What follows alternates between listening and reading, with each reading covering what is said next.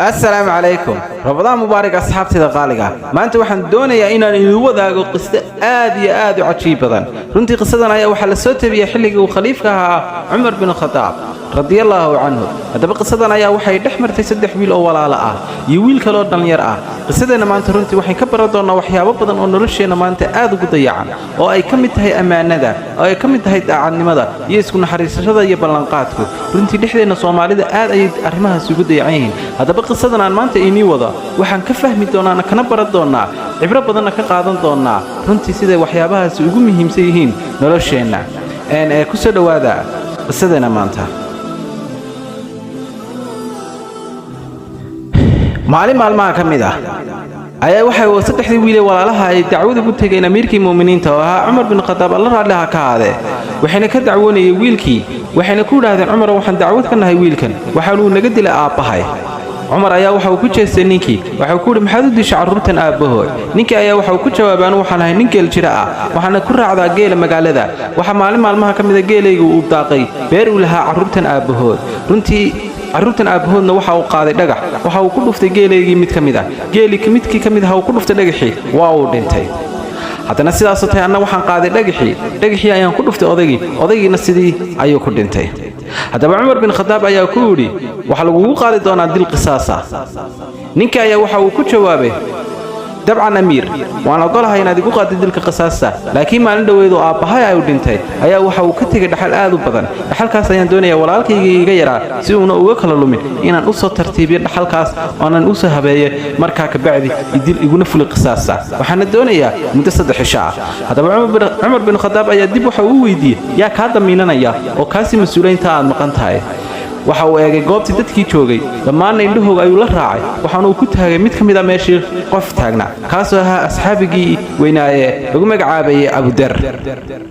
Umar bin Khattab ayaa waxa uu ku jeestay Abu Dar waxa uu ku yiri ninkan maada ka damiin ahaanaya markaasuu ku yiri ha aniga ka damiina ninkan ma garanaysid adigana ka damiina Soomaha hadii la waayo ninka adiga dilka lagu qaadaya Abu Dar ayaa ku jawaabay waan ogolahay Amirul Muuminiin Umar bin Khattab igu qaadilka haduu ninkaasi ma waayo ninkii sidii ayuu ku tagay maalintii koobaad ayaa saa ku dhamaatay sidoo kale maalintii labaad ayaa sidoo kale saa ku dhamaatay maalintii saddexaad ayaa gabagabo waxay ku sii dhowdahay meelaha goor casreedkii maraso runtii dadyowgii deegaankuna waxay aad ugu baqayaan asxaabigii weynaayo Abu Dar in lagu fuliyo dilkii qisaasaha hadaba goor ay maghribkii ahayd oo la doonayay in lagu fuliyo dilkii qisaasaha ayaa waxa ka soo muuqday halka ninkii geel jiraaha oo ka muuqata runtii diif badan iyo daal badan iyo socod badan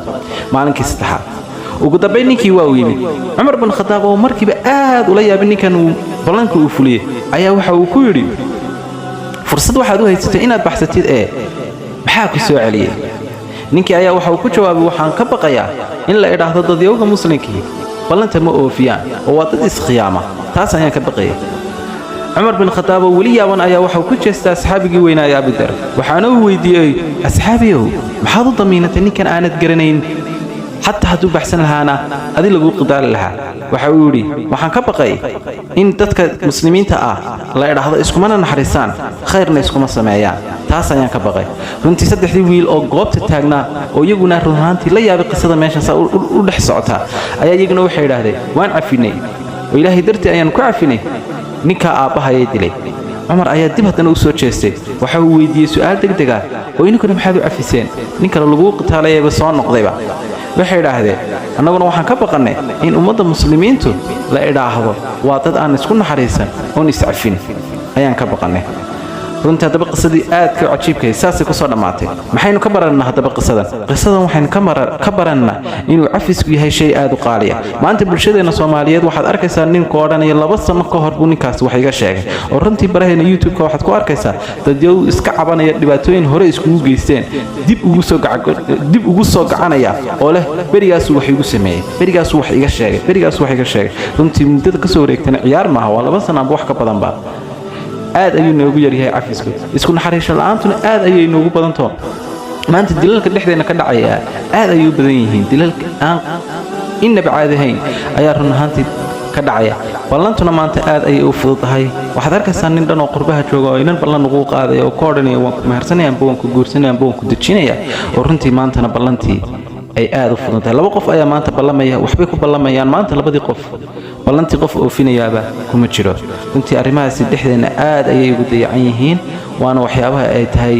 inayna aad kor ugu qaadno aynana isku wacyigelino ayna runtii qisadan inoo soo tabinayso inahaasay maanta barnaamijkana kaga bixi doonaa wabilaahi towfiiq wasalaamu calaykum waraxmatullaahi tacaala wabarakaatuh